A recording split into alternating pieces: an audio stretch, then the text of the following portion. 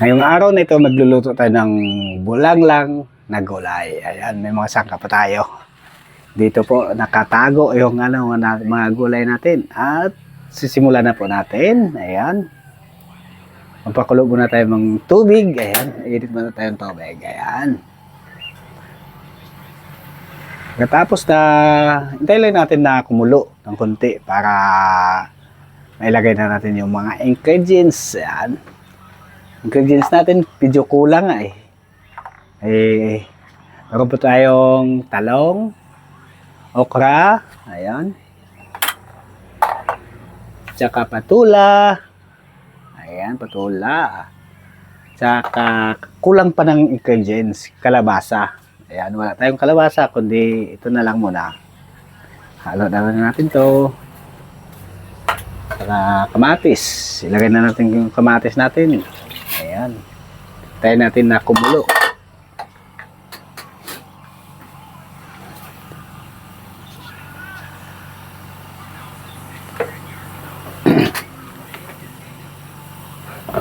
Dapat nga kumulo tsaka inilagay eh. Kaya lang, hindi tayo nakapag hintay eh.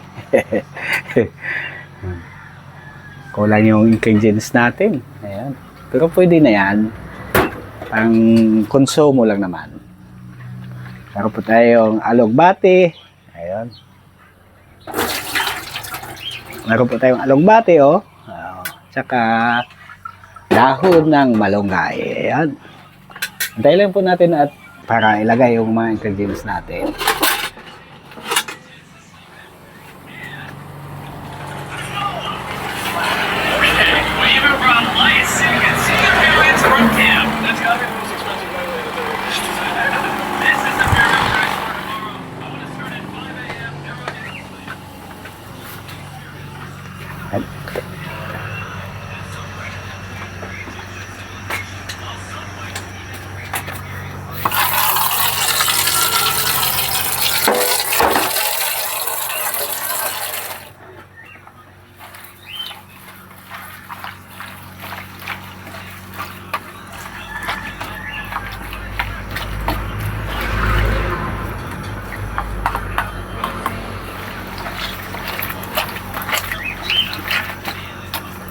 Gasan na natin ng mabuti yung malunggay natin para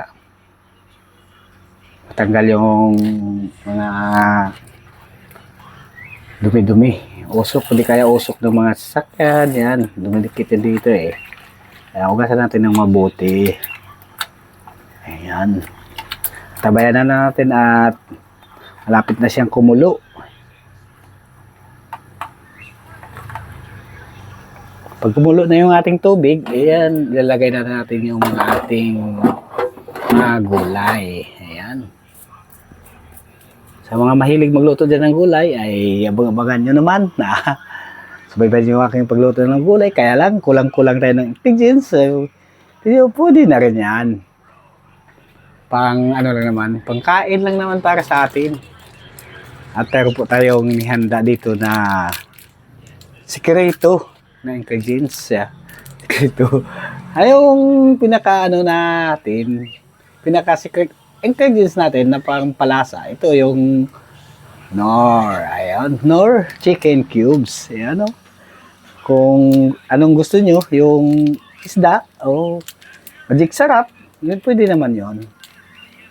Yan, yung medyo kumukulo na yung tubig natin, ilagay natin yung ating kumulo na yung tubig natin. Ilalagay na po natin yung ating mga nihandang gulay tulad ng talong. Ayan. Wala po tayong kalabasa eh. Kaya talong.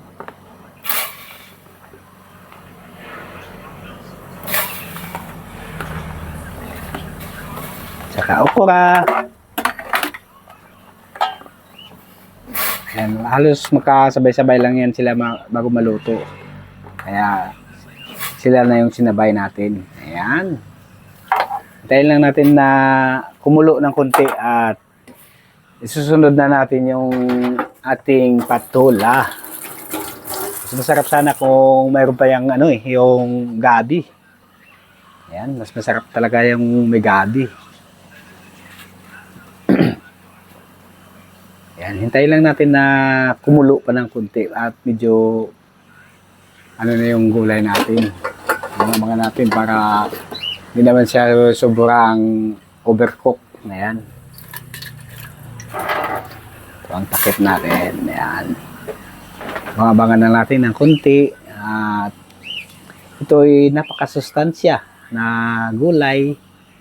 At ito ay pampapahaba ng buhay sa bawat isa sa atin. Kaya pag kayo'y mahilig sa gulay, talagang ang inyong mga katawan naman talaga ay medyo masigla.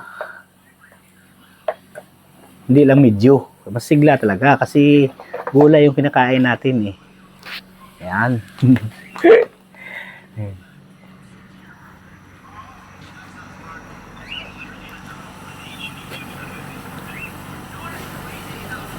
Hintayin lang natin na kumulo ng kunti pa. Para huwag naman tayong masyadong half cook sa niluto natin at huwag naman overcook. Kaya huwag naman lang para malasahan natin yung gulay natin.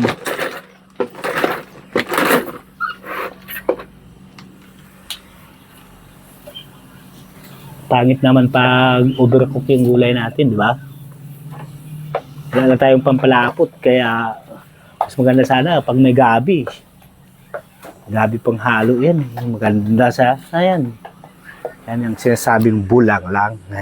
Bulang lang. Yan, medyo kumulo na siya. Oh. Yan, medyo okay na siya. At lagyan na natin ng panlasa siya. Lagyan na natin to. Ay. Ayan. Lagyan na natin siya ng asin. Ayan. Para maano natin yung timpla. Basahan natin yung timpla niya.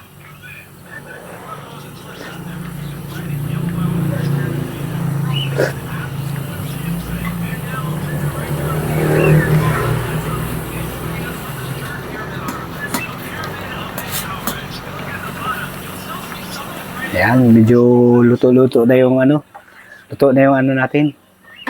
Yung gulay, isusunod naman natin yung ano natin, yung patula. Ayan.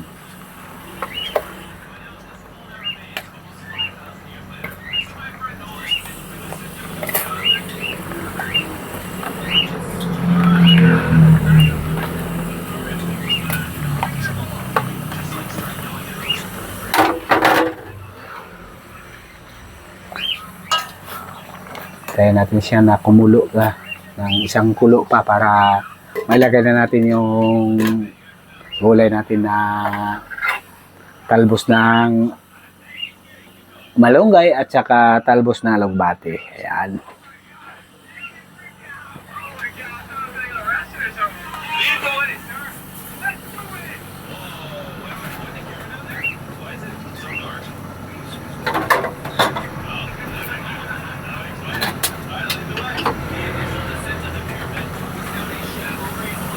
Tikman na natin yung lasa niya para ilagay natin yung pampalasa natin Knorr cubes. Ayan. Ilang sikreto.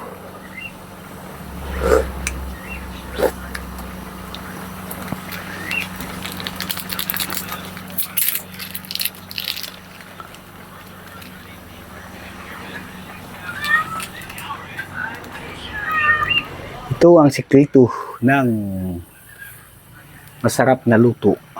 Yung Knorr cubes. Knorr cubes. Ayan. Para lagyan natin siya at medyo matagal-tagalan na ano. Halo-halo muna natin para matunaw yung Knorr cubes. Ayan.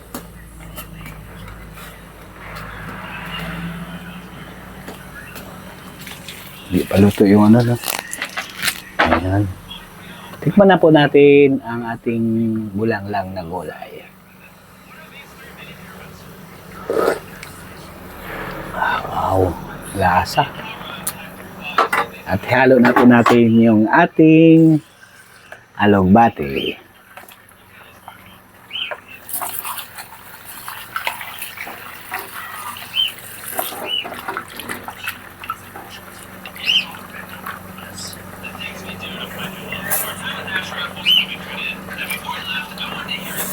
Kung meron pa kayong gustong i-add na mga gulay, pwede rin ang ang papaya o di kaya kalabasa. Ayan. Ayan, ito pa yung pandagdag natin na gulay. Yung malunggay, ayan. Lagyan na rin natin yung malunggay para isang kulo, pwede na yan, luto na yan. Mga busing, pwede na nating tikman ang napakasarap na gulay. Ayan.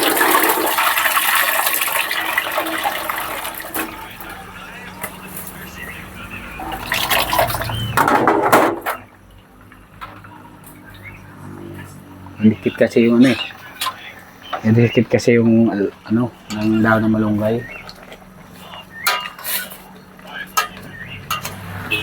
Halo lang natin kundi para lumubog yung natin gulay para maano sa para may halo talaga siya ng gusto yung natin yung gulay.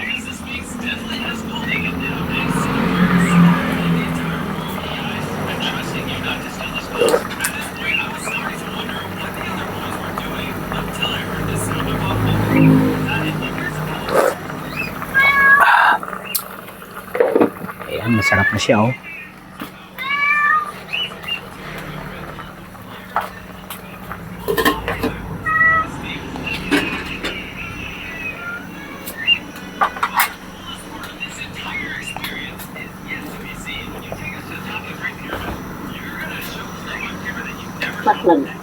Ayan, luto na yung gulay natin. Magkatog uyang to ay.